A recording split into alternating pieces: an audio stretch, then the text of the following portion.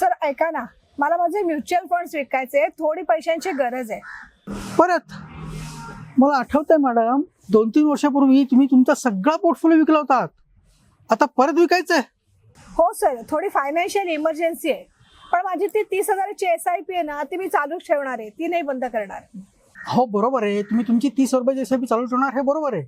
पण दर 3-4 वर्षानंतर तुम्ही तुमचे एक्झिस्टिंग पोर्टफोलिओ विकल्यामुळं तुम्ही ज्या दिवशी 15 वर्षानंतर रिटायर होणार आहात ना, त्या दिवशी नक्की काय होणार आहे माहिती आहे का तुम्हाला? काय?